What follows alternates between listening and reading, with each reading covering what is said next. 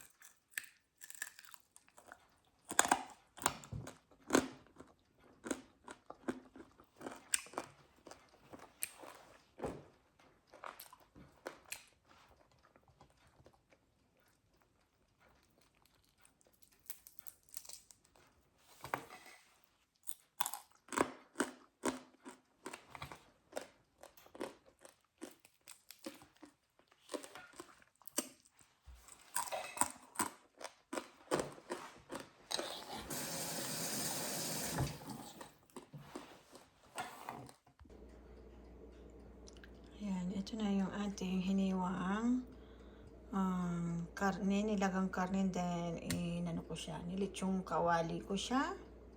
Hindi yung pinaglagaan natin ng ating karne is ito, nilagyan ko na ng peanut butter. So, isang buong, nalaglag.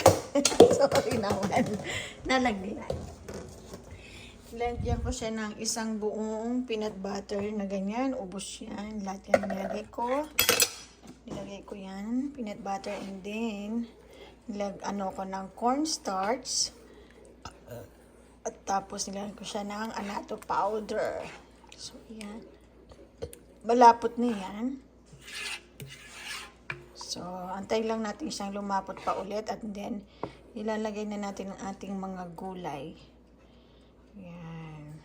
Magluluto tayo ng kare-kare. May version na kare-kare. Yan ang version ko ng kare-kare. Diba? Yan, yung crispy na lechong kawali. And then, yung pinaglagaan, ayan, nilagyan natin ng isang buong peanut butter. And then, nilagyan natin lahat dyan.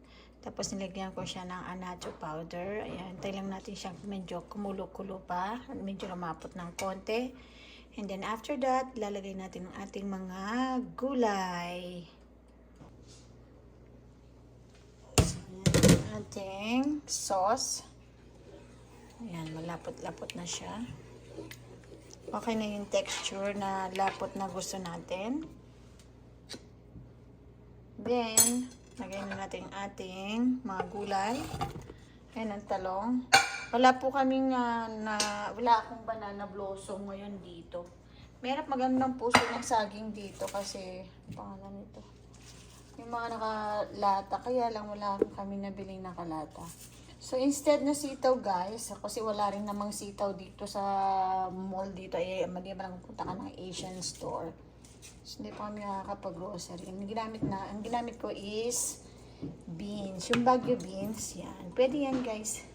Masarap yan. Actually, mas masarap ito.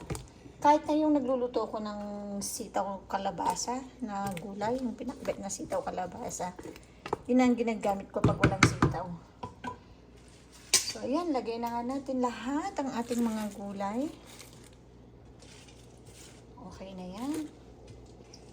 And then, after that, ilalagay natin sa ibabaw ang ating crispy lechong kawali.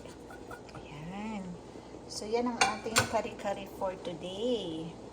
So, antayin lang natin siyang kumulo at lumambot ang ating gulay. Pinagsabay-sabay ko na yan. Yan ang ating kare-kare. Crispy kare-kare. Diba? Yan ang ating crispy kare-kare. So, antay lang natin yung kumulo. So, ayan na nga.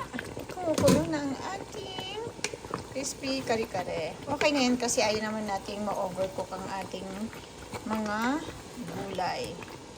So, ayan. Luto na ang ating crispy kare-kare. Ayan. Thank you for watching. Bye! God bless everyone.